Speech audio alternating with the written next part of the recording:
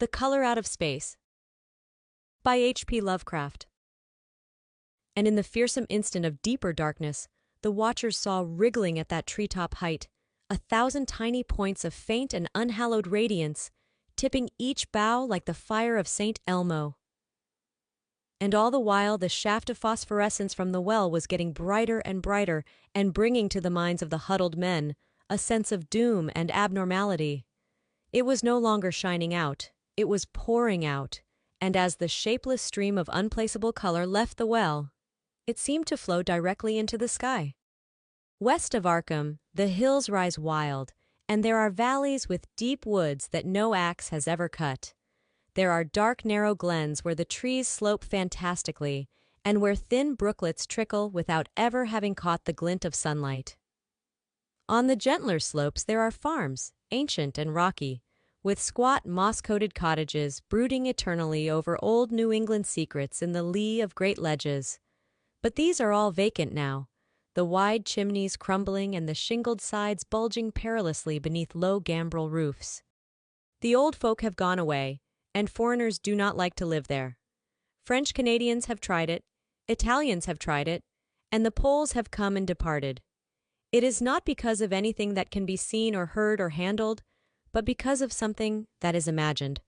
The place is not good for imagination, and does not bring restful dreams at night. It must be this which keeps the foreigners away, for old Ammi Pierce has never told them of anything he recalls from the strange days. Ammi, whose head has been a little queer for years, is the only one who still remains, or whoever talks of the strange days, and he dares to do this because his house is so near the open fields and the traveled roads around Arkham.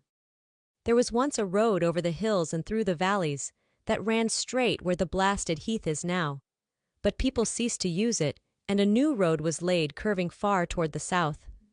Traces of the old one can still be found amidst the weeds of a returning wilderness, and some of them will doubtless linger even when half the hollows are flooded for the new reservoir.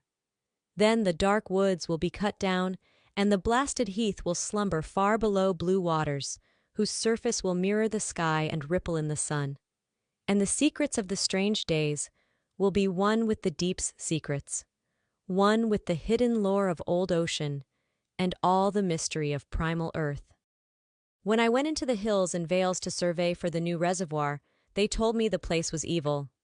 They told me this in Arkham, and because that is a very old town full of witch legends, I thought the evil must be something which grandmas had whispered to children through centuries. The name Blasted Heath seemed to me very odd and theatrical, and I wondered how it had come into the folklore of a Puritan people. Then I saw that dark westward tangle of glens and slopes for myself, and ceased to wonder at anything besides its own elder mystery. It was morning when I saw it, but shadow lurked always there. The trees grew too thickly, and their trunks were too big for any healthy New England wood. There was too much silence in the dim alleys between them, and the floor was too soft with the dank moss and mattings of infinite years of decay. In the open spaces, mostly along the line of the old road, there were little hillside farms, sometimes with all the buildings standing, sometimes with only one or two, and sometimes with only a lone chimney or fast-filling cellar. Weeds and briars reigned, and furtive wild things rustled in the undergrowth. Upon everything was a haze of restlessness and oppression, a touch of the unreal and the grotesque, as if some vital element of perspective or chiaroscuro were awry. I did not wonder that the foreigners would not stay, for this was no region to sleep in. It was too much like a landscape of Salvator Rosa, too much like some forbidden woodcut in a tale of terror. But even all this was not so bad as the blasted heath. I knew it the moment I came upon it at the bottom of a spacious valley, for no other name could fit such thing, or any other thing fit such a name. It was as if the poet had coined the phrase from having seen this one particular region. It must, I thought as I viewed it, be the outcome of a fire. But why had nothing new ever grown over those 5 acres of gray desolation that sprawled open to the sky like a great spot eaten by acid in the woods and fields? It lay largely to the north of the ancient road line, but encroached a little on the other side. I felt an odd reluctance about approaching, and did so at last only because my business took me through and past it. There was no vegetation of any kind on that broad expanse, but only a fine gray dust or ash, which no wind seemed ever to blow about. The trees near it were sickly and stunted, and many dead trunks stood or lay rotting at the rim. As I walked hurriedly by, I saw the tumbled bricks and stones of an old chimney and cellar on my right, and the yawning black maw of an abandoned well, whose stagnant vapors played strange tricks with the hues of the sunlight. Even the long, dark woodland climb beyond seemed welcome in contrast, and I marveled no more at the frightened whispers of Arkham people. There had been no house or ruin near. Even in the old days the place must have been lonely and remote. And at twilight, dreading to repass that ominous spot, I walked circuitously back to the town by the curving road on the south. I vaguely wished some clouds would gather, for an odd timidity about the deep skyey voids above had crept into my soul. In the evening, I asked old people in Arkham about the blasted heath, and what was meant by that phrase, strange days, which so many evasively muttered. I could not, however, get any good answers, except that all the mystery was much more recent than I had dreamed. It was not a matter of old legendary at all, but something within the lifetime of those who spoke. It had happened in the 80s, and a family had disappeared or was killed. Speakers would not be exact, and because they all told me to pay no attention to old Ammi Pierce's crazy tales, I sought him out the next morning, having heard that he lived alone in the ancient tottering cottage where the trees first begin to get very thick. It was a fearsomely ancient place, and had begun to exude the faint miasmal odor which clings about houses that have stood too long. Only with persistent knocking could I rouse the aged man, and when he shuffled timidly to the door, I could tell he was not glad to see me. He was not so feeble as I had expected, but his eyes drooped in a curious way, and his unkempt clothing and white beard made him seem very worn and dismal. Not knowing just how he could best be launched on his tales, I feigned a matter of business, told him of my surveying, and asked vague questions about the district. He was far brighter and more educated than I had been led to think, and before I knew it had grasped quite as much of the subject as any man I had talked with in Arkham. He was not like other rustics I had known in the sections where reservoirs were to be. From him, there were no protests at the miles of old wood and farmland to be blotted out, though perhaps there would have been had not his home lain outside the bounds of the future lake. Relief was all that he showed, relief at the doom of the dark ancient valleys through which he had roamed all his life. They were better under water now, better under water since the strange days. And with this opening, his husky voice sank low, while his body leaned forward and his right forefinger began to point shakily and impressively. It was then that I heard the story, and as the rambling voice scraped and whispered on, I shivered again and again, despite the summer day. Often I had to recall the speaker from ramblings, piece out scientific points which he knew only by a fading parrot memory of professors' talk, or bridge over gaps where his sense of logic and continuity broke down. When he was done, I did not wonder that his mind had snapped a trifle, or that the folk of Arkham would not speak much of the blasted heath. I hurried back before sunset to my hotel, unwilling to have the stars come out above me in the open, and the next day returned to Boston to give up my position. I could not go into that dim chaos of old forest and slope again, or face another time that gray blasted heath where the black well yawned deep beside the tumbled bricks and stones.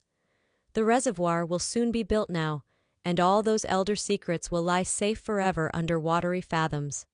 But even then I do not believe I would like to visit that country by night, at least not when the sinister stars are out, and nothing could bribe me to drink the new city water of Arkham. It all began, old Ammi said, with the meteorite. Before that time there had been no wild legends at all since the witch trials, and even then these western woods were not feared half so much as the small island in the Miskatonic, where the devil held court beside a curious stone altar older than the Indians. These were not haunted woods, and their fantastic dusk was never terrible till the strange days. Then there had come that white noontide cloud, that string of explosions in the air, and that pillar of smoke from the valley far in the wood. And by night, all Arkham had heard of the great rock that fell out of the sky and bedded itself in the ground beside the well at the Nahum Gardner place. That was the house which had stood where the blasted heath was to come, the trim white Nahum Gardner house amidst its fertile gardens and orchards. Nahum had come to town to tell people about the stone, and had dropped in at Ammi Pierce's on the way. Ammi was 40 then, and all the queer things were fixed very strongly in his mind. He and his wife had gone with the 3 professors from Miskatonic University who hastened out the next morning to see the weird visitor from unknown stellar space, and had wondered why Nahum had called it so large the day before. It had shrunk, Nahum said, as he pointed out the big brownish mound above the ripped earth and charred grass near the archaic well sweep in his front yard. But the wise men answered that stones do not shrink. Its heat lingered persistently, and Nahum declared it had glowed faintly in the night.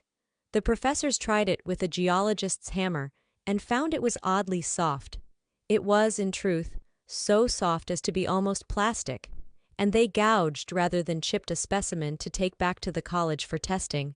They took it in an old pail borrowed from Nahum's kitchen, for even the small piece refused to grow cool. On the trip back, they stopped at Ammi's to rest, and seemed thoughtful when Mrs. Pierce remarked that the fragment was growing smaller and burning the bottom of the pail. Truly, it was not large, but perhaps they had taken less than they thought. The day after that, all this was in June of '82, the professors had trooped out again in a great excitement. As they passed Ammi's, they told him what queer things the specimen had done, and how it had faded wholly away when they put it in a glass beaker. The beaker had gone too, and the wise men talked of the strange stone's affinity for silicon.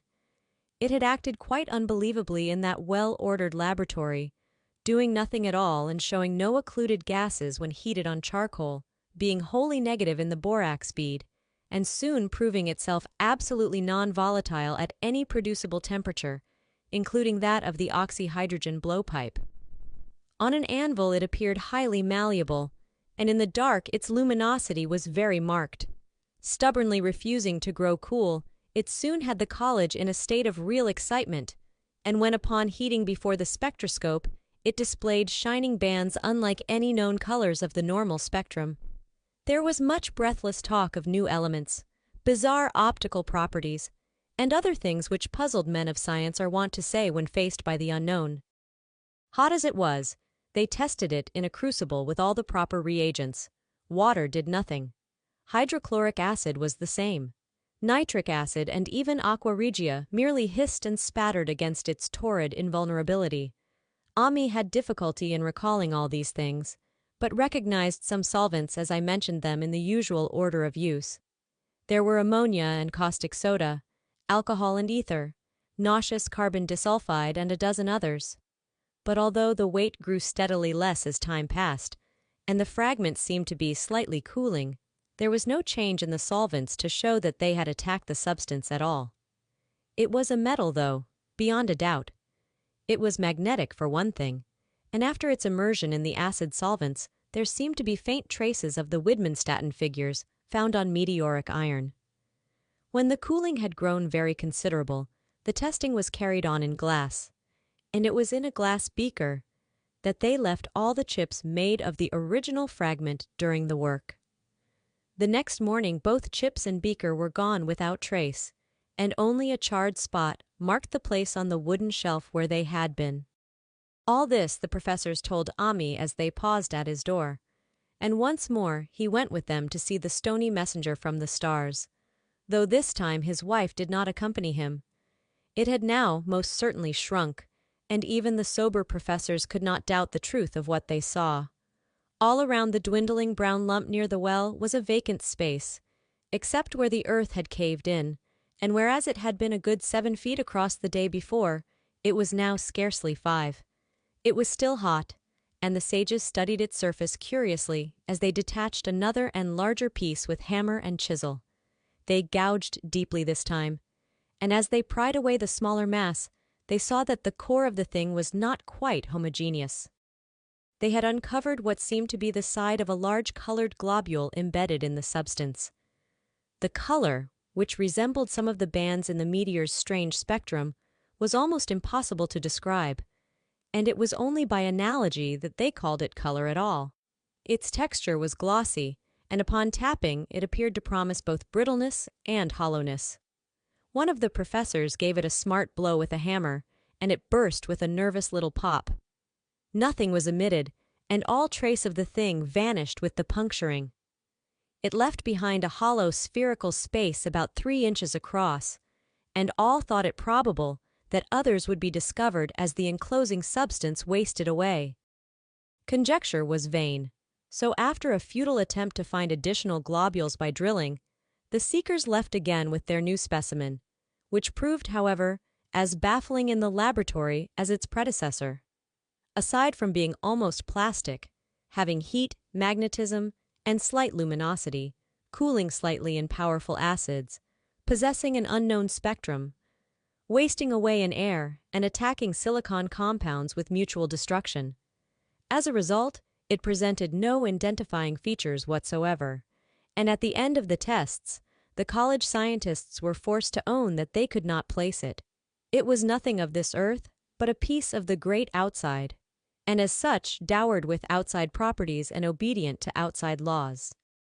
That night there was a thunderstorm, and when the professors went out to Nahum's the next day, they met with a bitter disappointment.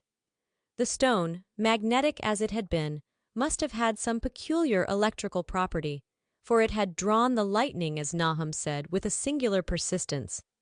6 times within an hour, the farmer saw the lightning strike the furrow in the front yard, and when the storm was over, nothing remained but a ragged pit by the ancient well sweep, half chocked with caved-in earth. Digging had borne no fruit, and the scientists verified the fact of the utter vanishment. The failure was total, so that nothing was left to do but go back to the laboratory and test again the disappearing fragment left carefully cased in lead. That fragment lasted a week, at the end of which nothing of value had been learned of it. When it had gone, no residue was left behind, and in time the professors felt scarcely sure they had indeed seen with waking eyes that cryptic vestige of the fathomless gulfs outside, that lone weird message from other universes and other realms of matter, force, and entity. As was natural, the Arkham papers made much of the incident with its collegiate sponsoring, and sent reporters to talk with Nahum Gardner and his family. At least one Boston daily also sent a scribe, and Nahum quickly became a kind of local celebrity. He was a lean, genial person of about 50, living with his wife and 3 sons on the pleasant farmstead in the valley. He and Ammi exchanged visits frequently, as did their wives, and Ammi had nothing but praise for him after all these years. He seemed slightly proud of the notice his place had attracted, and talked often of the meteorite in the succeeding weeks. That July and August were hot, and Nahum worked hard at his haying in the 10-acre pasture across Chapman's Brook, his rattling wain wearing deep ruts in the shadowy lanes between. The labor tired him more than it had in other years, and he felt that age was beginning to tell on him. Then fell the time of fruit and harvest. The pears and apples slowly ripened, and Nahum vowed that his orchards were prospering as never before. The fruit was growing to phenomenal size and unwonted gloss, and in such abundance that extra barrels were ordered to handle the future crop. But with the ripening came sore disappointment, for of all that gorgeous array of specious lusciousness, not one single jot was fit to eat. Into the fine flavor of the pears and apples had crept a stealthy bitterness and sickishness, so that even the smallest of bites induced a lasting disgust. It was the same with the melons and tomatoes, and Nahum sadly saw that his entire crop was lost. Quick to connect events, he declared that the meteorite had poisoned the soil, and thanked heaven that most of the other crops were in the upland lot along the road. Winter came early and was very cold. Ammi saw Nahum less often than usual, and observed that he had begun to look worried. The rest of his family, too, seemed to have grown taciturn, and were far from steady in their church-going or their attendance at the various social events of the countryside. For this reserve or melancholy, no cause could be found, though all the household confessed now and then to poorer health and a feeling of vague disquiet. Nahum himself gave the most definite statement of anyone when he said he was disturbed about certain footprints in the snow. They were the usual winter prints of red squirrels, white rabbits, and foxes, but the brooding farmer professed to see something not quite right about their nature and arrangement. He was never specific, but appeared to think that they were not as characteristic of the anatomy and habits of squirrels and rabbits and foxes as they ought to be. Ammi listened without interest to this talk, until one night when he drove past Nahum's house in his sleigh on the way back from Clark's Corners. There had been a moon, and a rabbit had run across the road, and the leaps of that rabbit were longer than either Ammi or his horse liked. The latter, indeed, had almost run away when brought up by a firm rein. Thereafter, Ammi gave Nahum's tales more respect, and wondered why the Gardner dog seemed so cowed and quivering every morning. They had, it developed, nearly lost the spirit to bark. In February, the McGregor boys from Meadow Hill were out shooting woodchucks, and not far from the Gardner place bagged a very peculiar specimen. The proportions of its body seemed slightly altered in a queer way, impossible to describe, while its face had taken on an expression which no one ever saw in a woodchuck before. The boys were genuinely frightened, and threw the thing away at once, so that only their grotesque tales of it ever reached the people of the countryside. But the shying of horses near Nahum's house had now become an acknowledged thing, and all the basis for a cycle of whispered legend was fast taking form. People vowed that the snow melted faster around Nahum's than it did anywhere else, and early in March there was an odd discussion in Potter's General Store at Clark's Corners. Stephen Rice had driven past Gardner's in the morning and had noticed the skunk cabbages coming up through the mud by the woods across the road. Never were things of such size seen before, and they held strange colors that could not be put into any words. Their shapes were monstrous, and the horse had snorted at an odor which struck Stephen as wholly unprecedented. That afternoon, several persons drove past to see the abnormal growth, and all agreed that plants of that kind ought never to sprout in a healthy world. The bad fruit of the fall before was freely mentioned, and it went from mouth to mouth that there was poison in Nahum's ground. Of course it was the meteorite, and remembering how strange the men from the college had found that stone to be, several farmers spoke about the matter to them. One day they paid Nahum a visit, but having no love of wild tales and folklore, were very conservative in what they inferred. The plants were certainly odd, but all skunk cabbages are more or less odd in shape and hue. Perhaps some mineral element from the stone had entered the soil, but it would soon be washed away. And as for the footprints and frightened horses, of course this was mere country talk which such a phenomenon as the aerolite would be certain to start. There was really nothing for serious men to do in cases of wild gossip, for superstitious rustics will say and believe anything. And so all through the strange days the professors stayed away in contempt. Only one of them, when given 2 files of dust for analysis in a police job over a year and a half later, recalled that the queer color of that skunk cabbage had been very like one of the anomalous bands of light shown by the meteor fragment in the college spectroscope, and like the brittle globule found embedded in the stone from the abyss. The samples in this analysis case gave the same odd bands at first, though later they lost the property. The trees budded prematurely around Nahum's, and at night they swayed ominously in the wind. Nahum's second son, Thaddeus, a lad of 15, swore that they swayed also when there was no wind. But even the gossips would not credit this. Certainly, however, restlessness was in the air. The entire Gardner family developed the habit of stealthy listening, though not for any sound which they could consciously name. The listening was, indeed, rather a product of moments when consciousness seemed half to slip away. Unfortunately, such moments increased week by week, till it became common speech that something was wrong with all Nahum's folks. When the early saxifrage came out, it had another strange color, not quite like that of the skunk cabbage, but plainly related and equally unknown to anyone who saw it. Nahum took some blossoms to Arkham and showed them to the editor of the Gazette, but that dignitary did no more than write a humorous article about them, in which the dark fears of rustics were held up to polite ridicule. It was a mistake of Nahum's to tell a stolid city man about the way the great, overgrown morning cloak butterflies behaved in connection with these saxifrages. April brought a kind of madness to the country folk, and began that disuse of the road past Nahum's, which led to its ultimate abandonment. It was next the vegetation. All the orchard trees blossomed forth in strange colors, and through the stony soil of the yard and adjacent pasturage, there sprang up a bizarre growth, which only a botanist could connect with the proper flora of the region. No sane, wholesome colors were anywhere to be seen, except in the green grass and leafage. But everywhere were those hectic and prismatic variants of some diseased underlying primary tone, without a place among the known tints of earth. The Dutchman's breeches became a thing of sinister menace, and the bloodroots grew insolent in their chromatic perversion.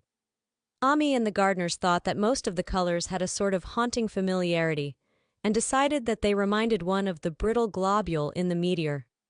Nahum plowed and sowed the 10-acre pasture and the upland lot, but did nothing with the land around the house. He knew it would be of no use, and hoped that the summer's strange growths would draw all the poison from the soil. He was prepared for almost anything now, and had grown used to the sense of something near him waiting to be heard. The shunning of his house by neighbors told on him, of course, but it told on his wife more. The boys were better off, being at school each day, but they could not help being frightened by the gossip. Thaddeus, an especially sensitive youth, suffered the most.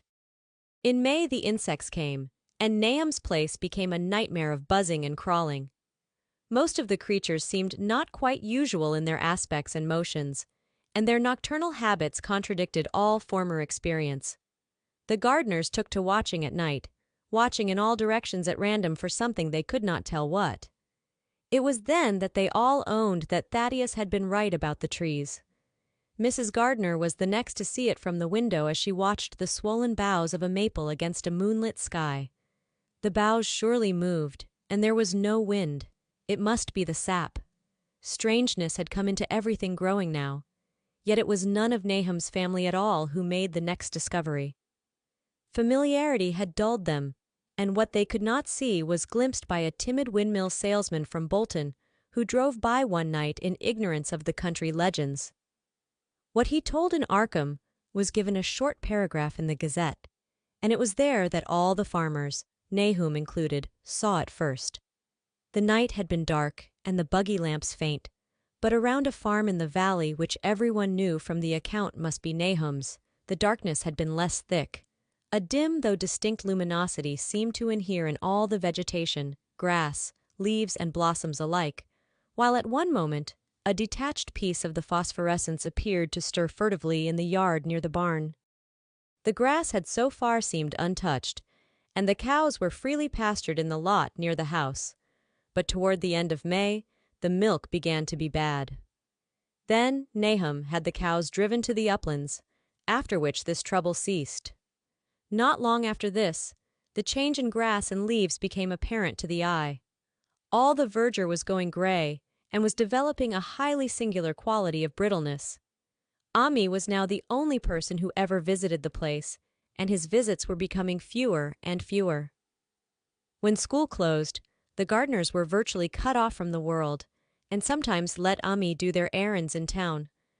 They were failing curiously both physically and mentally, and no one was surprised when the news of Mrs. Gardner's madness stole around. It happened in June, about the anniversary of the meteor's fall, and the poor woman screamed about things in the air which she could not describe.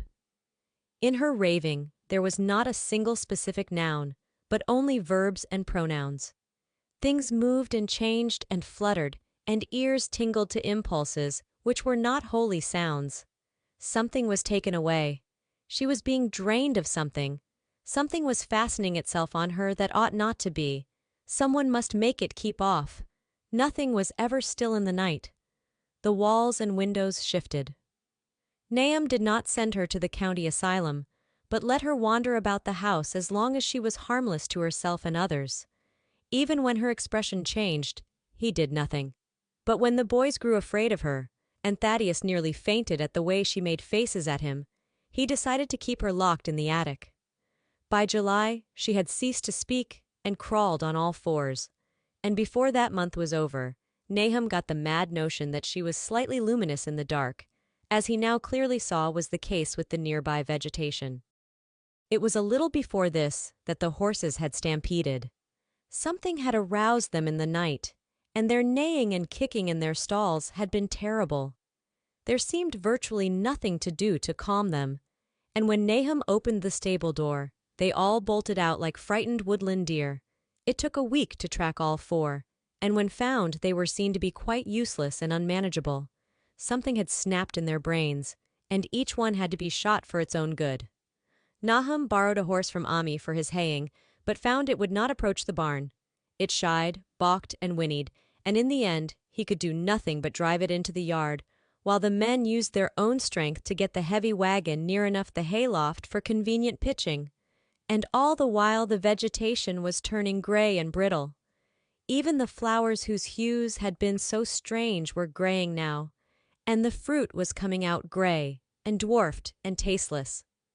The asters and goldenrod bloomed gray and distorted, and the roses and zinnias and hollyhocks in the front yard were such blasphemous-looking things that Nahum's oldest boy Zenas cut them down. The strangely puffed insects died about that time, even the bees that had left their hives and taken to the woods. By September, all the vegetation was fast crumbling to a grayish powder, and Nahum feared that the trees would die before the poison was out of the soil. His wife now had spells of terrific screaming, and he and the boys were in a constant state of nervous tension. They shunned people now, and when school opened the boys did not go. But it was Ammi, on one of his rare visits, who first realized that the well water was no longer good. It had an evil taste that was not exactly fetid, nor exactly salty, and Ammi advised his friend to dig another well on higher ground to use, till the soil was good again. Nahum, however, ignored the warning, for he had by that time become callous to strange and unpleasant things. He and the boys continued to use the tainted supply, drinking it as listlessly and mechanically as they ate their meager and ill-cooked meals, and did their thankless and monotonous chores through the aimless days. There was something of stolid resignation about them all, as if they walked half in another world between lines of nameless guards to a certain and familiar doom. Thaddeus went mad in September after a visit to the well. He had gone with a pail and had come back empty-handed, shrieking and waving his arms, and sometimes lapsing into an inane titter or a whisper about the moving colors down there. 2 in one family was pretty bad, but Nahum was very brave about it. He let the boy run about for a week until he began stumbling and hurting himself, and then he shut him in an attic room across the hall from his mother's. The way they screamed at each other from behind their locked doors was very terrible, especially to little Merwin, who fancied they talked in some terrible language that was not of earth. Merwin was getting frightfully imaginative, and his restlessness was worse after the shutting away of the brother who had been his greatest playmate. Almost at the same time the mortality among the livestock commenced. Poultry turned grayish and died very quickly, their meat being found dry and noisome upon cutting. Hogs grew inordinately fat, then suddenly began to undergo loathsome changes which no one could explain. Their meat was, of course, useless, and Nahum was at his wits' end. No rural veterinary would approach his place, and the city veterinary from Arkham was openly baffled.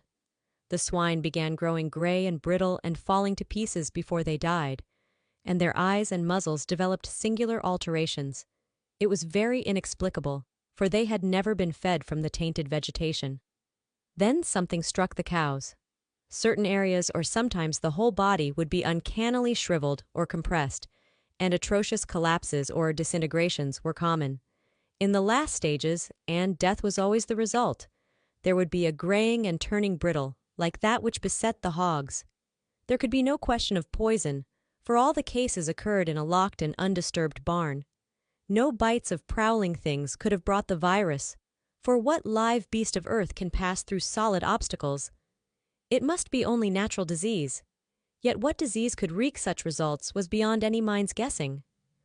When the harvest came, there was not an animal surviving on the place, for the stock and poultry were dead, and the dogs had run away. These dogs, 3 in number, had all vanished one night and were never heard of again. The 5 cats had left some time before, but their going was scarcely noticed, since there now seemed to be no mice, and only Mrs. Gardner had made pets of the graceful felines. On the 19th of October, Nahum staggered into Ammi's house with hideous news. The death had come to poor Thaddeus in his attic room, and it had come in a way which could not be told. Nahum had dug a grave in the railed family plot behind the farm, and had put therein what he found. There could have been nothing from outside, for the small barred window and locked door were intact. But it was much as it had been in the barn. Ammi and his wife consoled the stricken man as best they could, but shuddered as they did so. Stark terror seemed to cling round the Gardners and all they touched, and the very presence of one in the house was a breath from regions unnamed and unnameable. Ammi accompanied Nahum home with the greatest reluctance, and did what he might to calm the hysterical sobbing of little Merwin. Zenas needed no calming. He had come of late to do nothing but stare into space and obey what his father told him, and Ammi thought that his fate was very merciful. Now and then Merwin's screams were answered faintly from the attic, and in response to an inquiring look, Nahum said that his wife was getting very feeble. When night approached, Ammi managed to get away, for not even friendship could make him stay in that spot when the faint glow of the vegetation began, and the trees may or may not have swayed without wind. It was really lucky for Ammi that he was not more imaginative. Even as things were, his mind was bent ever so slightly, but had he been able to connect and reflect upon all the portents around him, he must inevitably have turned a total maniac. In the twilight he hastened home, the screams of the mad woman and the nervous child ringing horrible in his ears. 3 days later Nahum burst into Ammi's kitchen in the early morning, and in the absence of his host stammered out a desperate tale once more, while Mrs. Pierce listened in a clutching fright. It was little Merwin this time. He was gone. He had gone out late at night with a lantern and pail for water, and had never come back. He'd been going to pieces for days, and hardly knew what he was about. Screamed at everything. There had been a frantic shriek from the yard then, but before the father could get to the door, the boy was gone. There was no glow from the lantern he had taken, and of the child himself, no trace. At the time Nahum thought the lantern and pail were gone too, but when dawn came, and the man had plodded back from his all-night search of the woods and fields, he had found some very curious things near the well. There was a crushed and apparently somewhat melted mass of iron, which had certainly been the lantern, while a bent pail and twisted iron hoops beside it, both half fused, seemed to hint at the remnants of the pail. That was all. Nahum was past imagining, Mrs. Pierce was blank, and Ammi, when he had reached home and heard the tale, could give no guess. Merwin was gone, and there would be no use in telling the people around, who shunned all Gardners now. No use either in telling the city people at Arkham who laughed at everything. Thad was gone, and now Merwin was gone. Something was creeping and waiting to be seen and heard. Nahum would go soon, and he wanted Ammi to look after his wife and Zenas if they survived him. It must all be a judgment of some sort, though he could not fancy what for, since he had always walked uprightly in the Lord's ways so far as he knew. For over 2 weeks, Ammi saw nothing of Nahum, and then, worried about what might have happened, he overcame his fears and paid the Gardner place a visit. There was no smoke from the great chimney, and for a moment the visitor was apprehensive of the worst. The aspect of the whole farm was shocking. Grayish withered grass and leaves on the ground, vines falling in brittle wreckage from archaic walls and gables, and great bare trees clawing up at the gray November sky with a studied malevolence which Ammi could not but feel had come from some subtle change in the tilt of the branches. But Nahum was alive after all. He was weak and lying in a couch in the low-ceiled kitchen, but perfectly conscious and able to give simple orders to Zenas. The room was deadly cold, and as Ammi visibly shivered, the host shouted huskily to Zenas for more wood. Wood, indeed, was sorely needed, since the cavernous fireplace was unlit and empty, with a cloud of soot blowing about in the chill wind that came down the chimney. Presently Nahum asked him if the extra wood had made him any more comfortable, and then Ammi saw what had happened. The stoutest cord had broken at last, and the hapless farmer's mind was proof against more sorrow. Questioning tactfully, Ammi could get no clear data at all about the missing Zenas. "In the well, he lives in the well," was all that the clouded father would say. Then there flashed across the visitor's mind a sudden thought of the mad wife, and he changed his line of inquiry. "Nabby, why here she is," was the surprised response of poor Nahum, and Ammi soon saw that he must search for himself.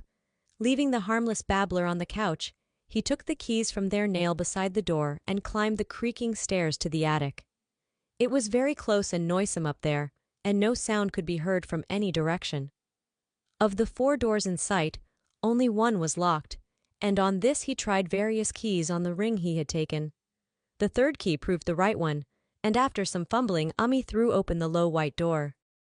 It was quite dark inside, for the window was small and half obscured by the crude wooden bars, and Ammi could see nothing at all on the wide planked floor. The stench was beyond enduring, and before proceeding further, he had to retreat to another room and return with his lungs filled with breathable air. When he did enter, he saw something dark in the corner, and upon seeing it more clearly, he screamed outright. While he screamed, he thought a momentary cloud eclipsed the window, and a second later he felt himself brushed as if by some hateful current of vapor.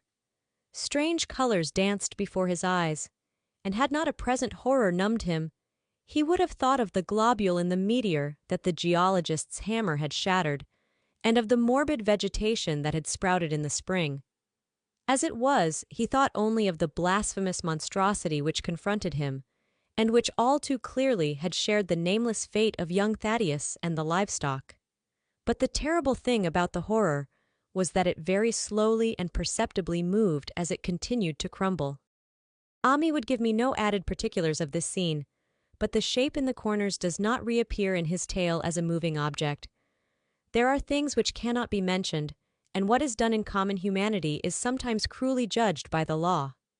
I gathered that no moving thing was left in that attic room, and that to leave anything capable of motion, there would have been a deed so monstrous as to damn any accountable being to eternal torment.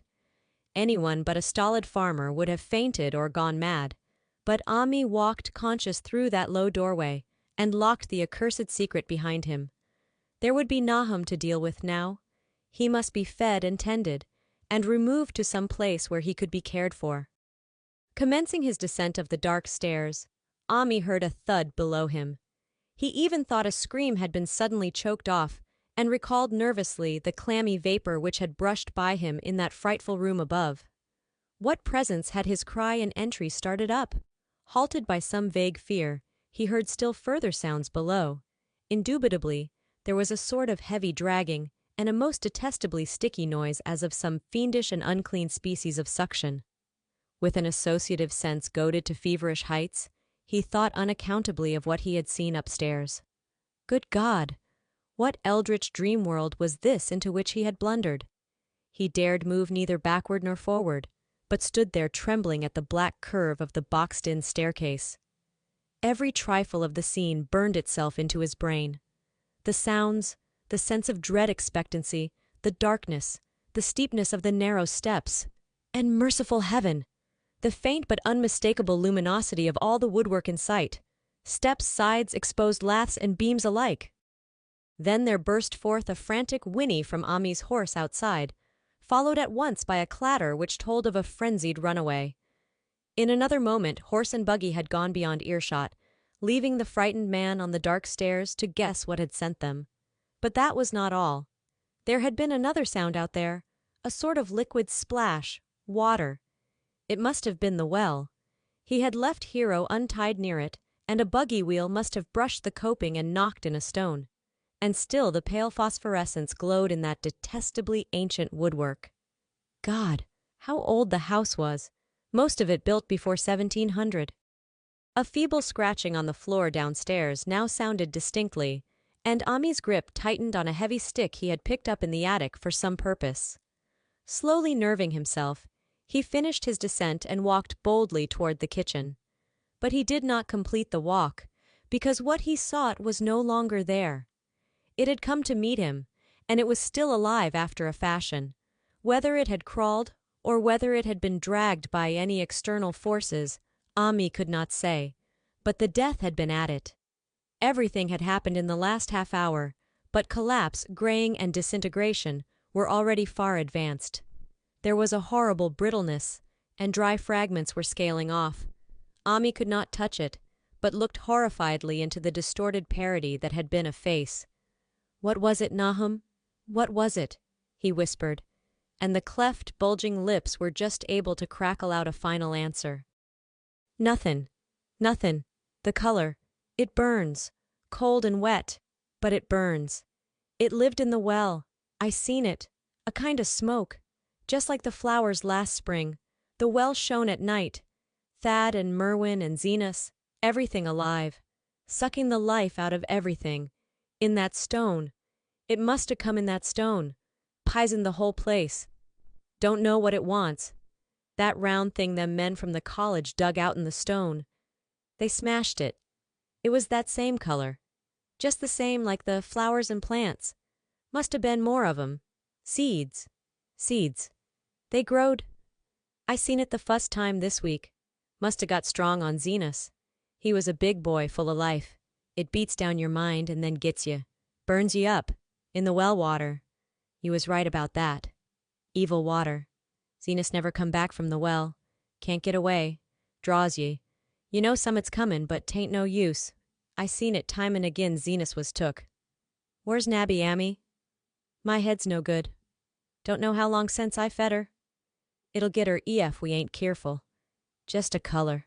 Her face is gettin' to have that color sometimes towards night, and it burns and sucks. It come from some place where things ain't as they is here. One of them professors said so. He was right. Look out, Ammi, it'll do suthin' more. Sucks the life out. But that was all. That which spoke could speak no more because it had completely caved in. Ammi laid a red checked tablecloth over what was left and reeled out the back door into the fields. He climbed the slope to the 10-acre pasture and stumbled home by the north road and the woods. He could not pass that well from which his horses had run away. He had looked at it through the window and had seen that no stone was missing from the rim. Then the lurching buggy had not dislodged anything after all. The splash had been something else, something which went into the well after it had done with poor Nahum. When Ammi reached his house, the horses and buggy had arrived before him and thrown his wife into fits of anxiety. Reassuring her without explanations, he set out at once for Arkham and notified the authorities that the Gardner family was no more. He indulged in no details, but merely told of the deaths of Nahum and Nabby, that of Thaddeus being already known, and mentioned that the cause seemed to be the same strange ailment which had killed the livestock. He also stated that Merwin and Zenas had disappeared. There was considerable questioning at the police station, and in the end, Ammi was compelled to take 3 officers to the Gardner farm, together with the coroner, the medical examiner, and the veterinary who had treated the diseased animals. He went much against his will, for the afternoon was advancing, and he feared the fall of night over that accursed place, but it was some comfort to have so many people with him. The 6 men drove out in a Democrat wagon, following Ammi's buggy, and arrived at the pest-ridden farmhouse about 4 o'clock. Used as the officers were to gruesome experiences, not one remained unmoved at what was found in the attic and under the red checked tablecloth on the floor below. The whole aspect of the farm with its gray desolation was terrible enough, but those 2 crumbling objects were beyond all bounds. No one could look long at them, and even the medical examiner admitted that there was very little to examine. Specimens could be analyzed, of course, so he busied himself in obtaining them, and here it develops that a very puzzling aftermath occurred at the college laboratory, where the 2 phials of dust were finally taken. Under the spectroscope, both samples gave off an unknown spectrum, in which many of the baffling bands were precisely like those which the strange meteor had yielded in the previous year. The property of emitting this spectrum vanished in a month, the dust thereafter consisting mainly of alkaline phosphates and carbonates. Ammi would not have told the men about the well if he had thought they meant to do anything then and there. It was getting toward sunset, and he was anxious to be away, but he could not help glancing nervously at the stony curb by the great sweep, and when a detective questioned him, he admitted that Nahum had feared something down there, so much so that he had never even thought of searching it for Merwin or Zenas. After that, nothing would do but that they empty and explore the well immediately, so Ammi had to wait trembling while pail after pail of rank water was hauled up and splashed on the soaking ground outside. The men sniffed in disgust at the fluid and toward the last held their noses against the fetor they were uncovering. It was not so long a job as they had feared it would be, since the water was phenomenally low. There is no need to speak too exactly of what they found. Merwin and Zenas were both there, in part, though the vestiges were mainly skeletal. There were also a small deer and a large dog in about the same state, and a number of bones of smaller animals. The ooze and slime at the bottom seemed inexplicably porous and bubbling, and a man who descended on handholds with a long pole found that he could sink the wooden shaft to any depth in the mud of the floor without meeting any solid obstruction. Twilight had now fallen, and lanterns were brought from the house. Then, when it was seen that nothing further could be gained from the well, everyone went indoors and conferred in the ancient sitting room, while the intermittent light of a spectral half-moon played wanly on the gray desolation outside. The men were frankly nonplussed by the entire case, and could find no convincing common element to link the strange vegetable conditions, the unknown disease of livestock and humans, and the unaccountable deaths of Merwin and Zenas in the tainted well. They had heard the common country talk, it is true, but could not believe that anything contrary to natural law had occurred. No doubt the meteor had poisoned the soil, but the illness of person and animals who had eaten nothing grown in that soil was another matter. Was it the well water? Very possibly. It might be a good idea to analyze it. But what peculiar madness could have made both boys jump into the well? Their deeds were so similar, and the fragments showed that they had both suffered from the gray, brittle death. Why was everything so gray and brittle? It was the coroner, seated near a window overlooking the yard, who first noticed the glow about the well. Night had fully set in, and all the abhorrent grounds seemed faintly luminous with more than the fitful moonbeams. But this new glow was something definite and distinct, and appeared to shoot up from the black pit like a softened ray from a searchlight, giving dull reflections in the little ground pools where the water had been emptied. It had a very queer color, and as all the men clustered round the window, Ammi gave a violent start. For this strange beam of ghastly miasma was to him of no unfamiliar hue. He had seen that color before, and feared to think what it might mean. He had seen it in the nasty brittle globule in that aerolite 2 summers ago, had seen it in the crazy vegetation of the springtime, and had thought he had seen it for an instant that very morning against the small barred window of that terrible attic room where nameless things had happened. It had flashed there a second, and a clammy and hateful current of vapor had brushed past him, and then poor Nahum had been taken by something of that color. He had said so at the last, said it was like the globule and the plants. After that had come the runaway in the yard and the splash in the well, and now that well was belching forth to the night a pale, insidious beam of the same demoniac tint. It does credit to the alertness of Ammi's mind that he puzzled even at that tense moment over a point which was essentially scientific. He could not but wonder at his gleaning of the same impression from a vapor glimpsed in the daytime, against a window opening in the morning sky, and from a nocturnal exhalation seen as a phosphorescent mist against the black and blasted landscape. It wasn't right. It was against nature. And he thought of those terrible last words of his stricken friend. "It come from some place where things ain't as they is here. One of them professors said so." All 3 horses outside, tied to a pair of shriveled saplings by the road, were now neighing and pawing frantically. The wagon driver started for the door to do something, but Ammi laid a shaky hand on his shoulder. "Don't go out there," he whispered. "They's more to this nor what we know. Nahum said something lived in the well that sucks your life out. He said it must be summat growed from a round ball, like one we all seen in the meteor stone that fell a year ago June. Sucks and burns, he said, and is just a cloud of color like that light out there now, that ye can hardly see and can't tell what it is. Nahum thought it feeds on everything livin' and gets stronger all the time. He said he's seen it this last week. It must be something from away off in the sky like the men from the college last year says the meteor stone was. The way it's made and the way it works ain't like no way o' God's world. It's summat from beyond." So the men paused indecisively as the light from the well grew stronger, and the hitched horses pawed and whinnied in increasing frenzy. It was truly an awful moment. With terror in that ancient and accursed house itself, 4 monstrous sets of fragments, 2 from the house and 2 from the well, in the woodshed behind, and that shaft of unknown and unholy iridescence from the slimy depths in front. Ammi had restrained the driver on impulse, forgetting how uninjured he himself was after the clammy brushing of that colored vapor in the attic room. But perhaps it is just as well that he acted as he did. No one will ever know what was abroad that night, and though the blasphemy from beyond had not so far hurt any human of unweakened mind, there is no telling what it might not have done at that last moment, and with its seemingly increased strength, and the special signs of purpose it was soon to display beneath the half-clouded moonlit sky. All at once, one of the detectives at the window gave a short, sharp gasp.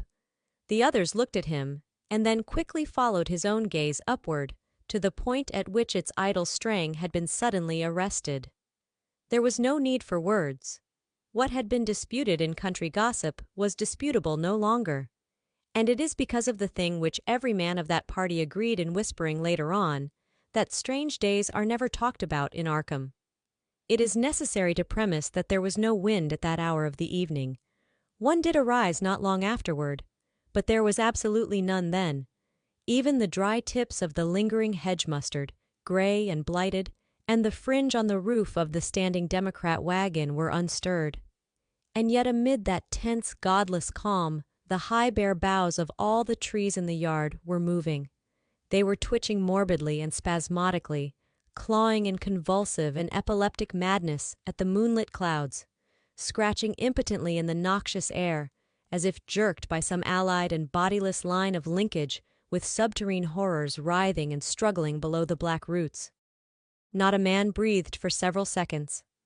Then a cloud of darker depth passed over the moon, and the silhouette of clutching branches faded out momentarily. At this there was a general cry, muffled with awe, but husky and almost identical from every throat. For the terror had not faded with the silhouette, and in a fearsome instant of deeper darkness the watchers saw wriggling at the tree-top height 1,000 tiny points of faint and unhallowed radiance, tipping each bough like the fire of St. Elmo, or the flames that come down on the apostles' heads at Pentecost. It was a monstrous constellation of unnatural light, like a glutted swarm of corpse-fed fireflies dancing hellish sarabands over an accursed marsh. And its color was that same nameless intrusion which Ammi had come to recognize and dread. All the while the shaft of phosphorescence from the well was getting brighter and brighter, bringing to the minds of the huddled men a sense of doom and abnormality which far outraced any image their conscious minds could form. It was no longer shining out. It was pouring out. And as the shapeless stream of unplaceable color left the well, it seemed to flow directly into the sky. The veterinary shivered and walked to the front door to drop the heavy extra bar across it. Ammi shook no less, and had to tug and point for lack of a controllable voice when he wished to draw notice to the growing luminosity of the trees. The neighing and stamping of the horses had become utterly frightful, but not a soul of that group in the old house would have ventured forth for any earthly reward. With the moments the shining of the trees increased, while their restless branches seemed to strain more and more toward verticality. The wood of the well sweep was shining now, and presently a policeman dumbly pointed to some wooden sheds and beehives near the stone wall on the west. They were commencing to shine too, though the tethered vehicles of the visitors seemed so far unaffected. Then there was a wild commotion and clopping in the road, and as Ammi quenched the lamp for better seeing, they realized that the span of frantic grays had broken their sapling and run off with the Democrat wagon. The shock served to loosen several tongues, and embarrassed whispers were exchanged. "It spreads on everything organic that's been around here," muttered the medical examiner. No one replied, but the man who had been in the well gave a hint that his long pole must have stirred up something intangible. "It was awful," he added. "There was no bottom at all, just ooze and bubbles and the feeling of something lurking under there." Ammi's horse still pawed and screamed deafeningly in the road outside, and nearly drowned its owner's faint quaver as he mumbled his formless reflections. "It come from that stone. It growed down there. It got everything livin'. It fed itself on 'em, mind and body. Thad and Merwin, Zenas and Nabby. Nahum was the last. They all drunk the water. It got strong on 'em. It come from beyond, where things ain't like they be here. Now it's going home." At this point, as the column of unknown color flared suddenly stronger and began to weave itself into fantastic suggestions of shape, which each spectator later described differently. There came from poor, tethered hero such a sound as no man before or since ever heard from a horse. Every person in that low-pitched sitting room stopped his ears, and Ammi turned away from the window in horror and nausea. Words could not convey it. When Ammi looked out again, the hapless beast lay huddled inert on the moonlit ground between the splintered shafts of the buggy. That was the last of Hero till they buried him next day. But the present was no time to mourn, for almost at this instant, a detective silently called attention to something terrible in the very room with them. In the absence of the lamplight, it was clear that a faint phosphorescence had begun to pervade the entire apartment.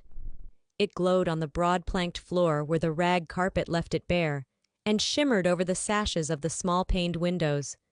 It ran up and down the exposed corner posts, coruscated about the shelf and mantel, and infected the very doors and furniture. Each minute saw it strengthen, and at last it was very plain that healthy living things must leave that house. Ammi showed them the back door, and the path up through the fields to the 10-acre pasture. They walked and stumbled as in a dream, and did not dare look back till they were far away on the high ground. They were glad of the path, for they could not have gone the front way, by that well.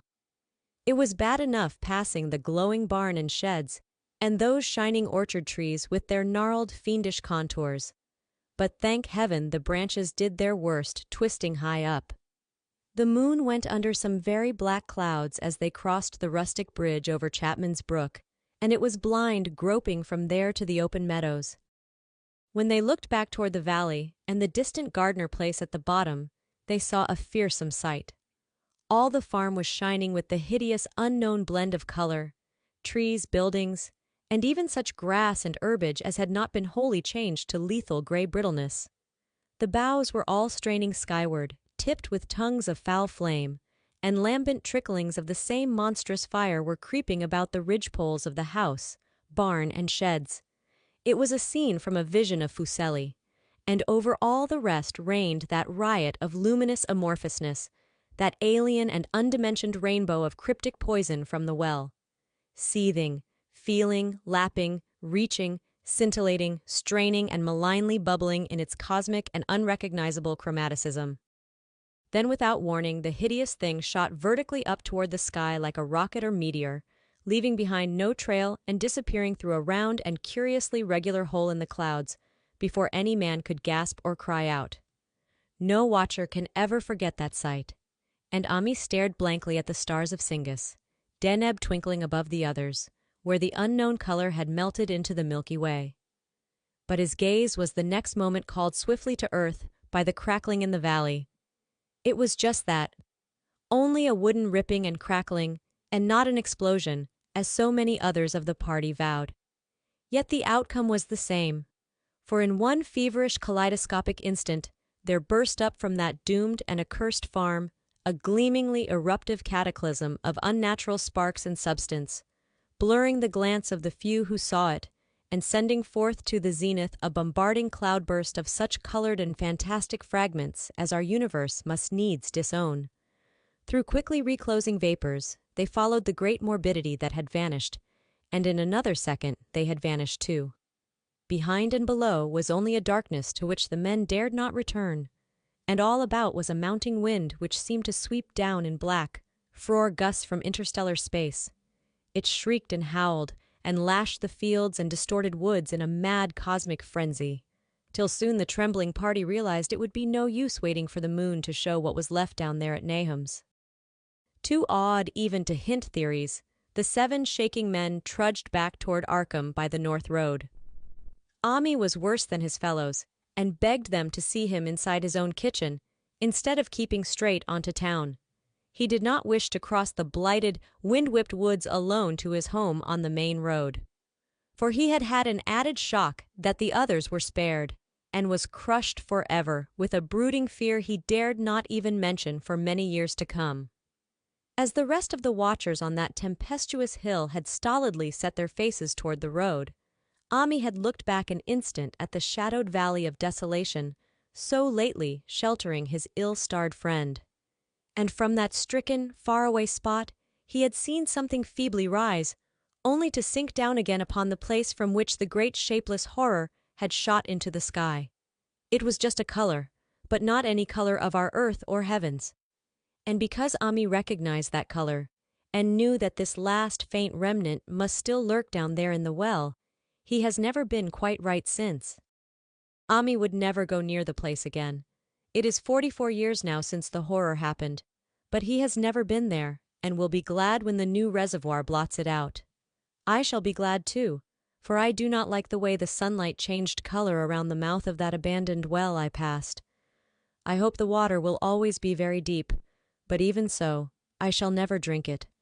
I do not think I shall visit the Arkham country hereafter. 3 of the men who had been with Ammi returned the next morning to see the ruins by daylight, but there were not any real ruins. Only the bricks of the chimney, the stones of the cellar, some mineral and metallic litter here and there, and the rim of that nefandous well. Save for Ammi's dead horse, which they towed away and buried, and the buggy which they shortly returned to him, everything that had ever been living had gone. 5 eldritch acres of dusty gray desert remained, nor has anything ever grown there since. To this day it sprawls open to the sky like a great spot eaten by acid in the woods and fields, and the few who have ever dared glimpse it, in spite of the rural tales, have named it the Blasted Heath. The rural tales are queer.